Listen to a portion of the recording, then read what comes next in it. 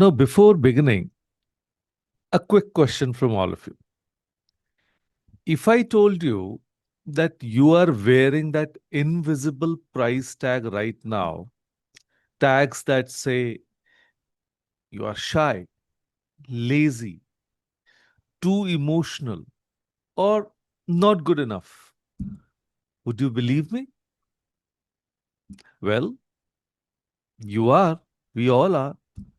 And these aren't price tags from any store, though. They're labels that have been stuck on us by family members during childhood fights, teachers who had bad days, friends who were probably dealing with their own insecurities, and sometimes, most cruelly, by ourselves. But here's what I want you to remember for the next 6 minutes: you're not for sale, you're not a product to be categorized. You are the author of your own value. So let me tell you about a student. She was in eighth standard, and during a class presentation on the freedom struggle, she forgot her lines and stood frozen for what felt like an eternity. Her history teacher, clearly having a rough day, announced to the entire class, Sneha, you're just too shy for your own good, and you'll never succeed in life if you can't even speak up. Now, that single sentence became Sneha's identity for the next 8 years.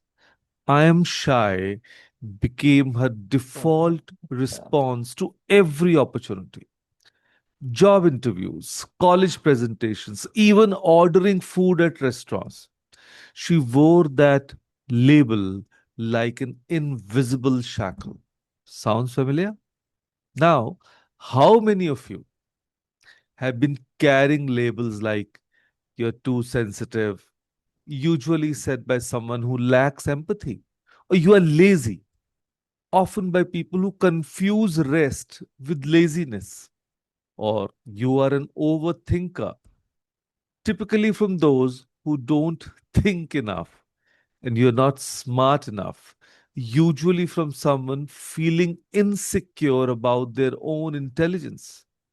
Now, these labels become like those stubborn price stickers that leave residue even after you peel them off.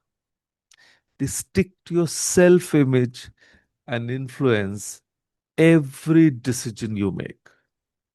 But here's the truth bomb: shy, lazy, overthinker, failure, they're definitely not your identity. They're temporary states, not permanent traits. You're not a fixed identity. You are a constantly evolving human being. So, why do we accept these labels so readily? So, let me tell you there are basically three reasons for this. First, they come from authority figures. Like when your mom says, "Tu kitna chupchap hai? So quiet." Or your teacher says, or she writes, "lacks confidence" on your report card. Or your boss calls you too ambitious in a performance review. We tend to believe them because they're supposed to know better. And second one, repetition creates reality. Hear something enough times, and your brain starts treating it as a fact. If your siblings constantly call you the messy one, you probably still believe you're naturally disorganized, even though you might have simply been going through a phase or responding to stress. Then, third, labels give us an identity shortcut. Yes, it's easier to say, "I'm not a math person," than to admit, "I haven't put in enough effort to understand math yet." So, labels become comfortable excuses for not trying.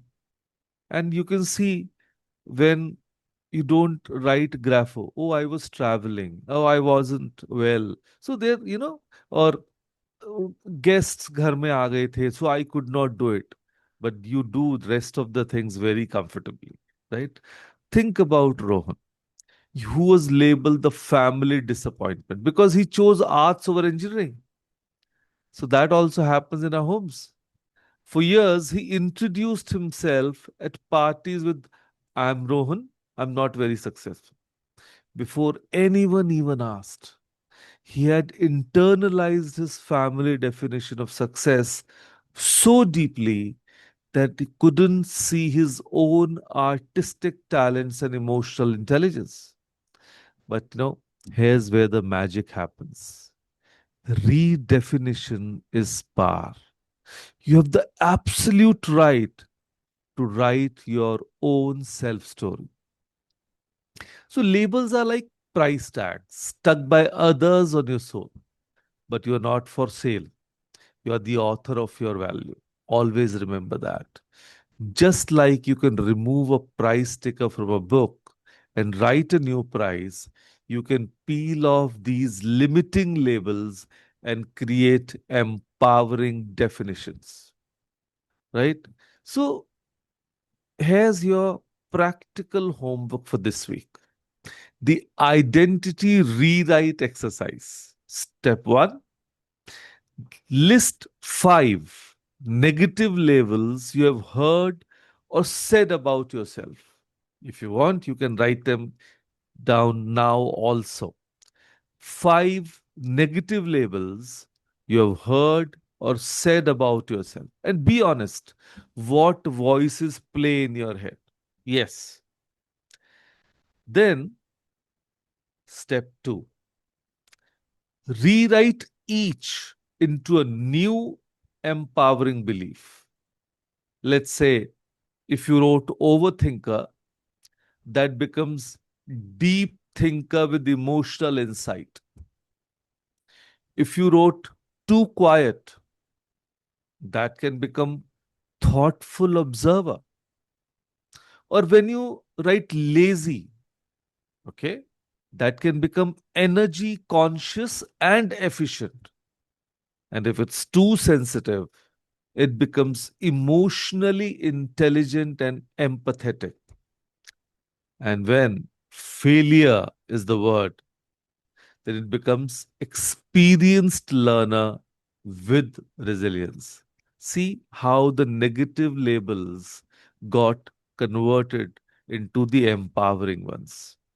And then step three: every morning this week, stand in front of the mirror and repeat these new beliefs aloud, not in your mind.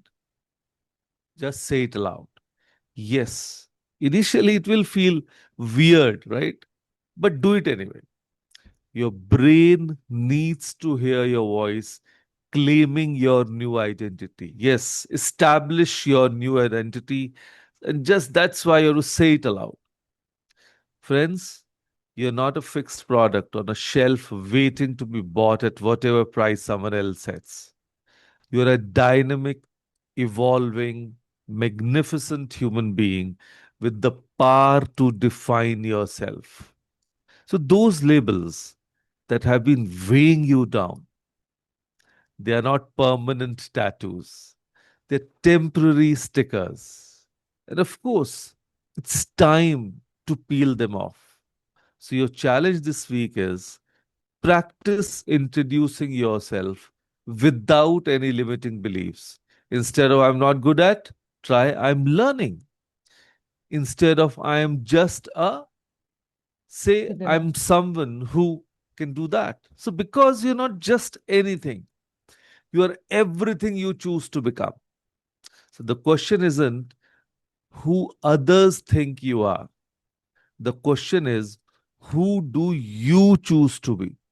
So, with that thought, thank you, everyone. Thank you for joining us today.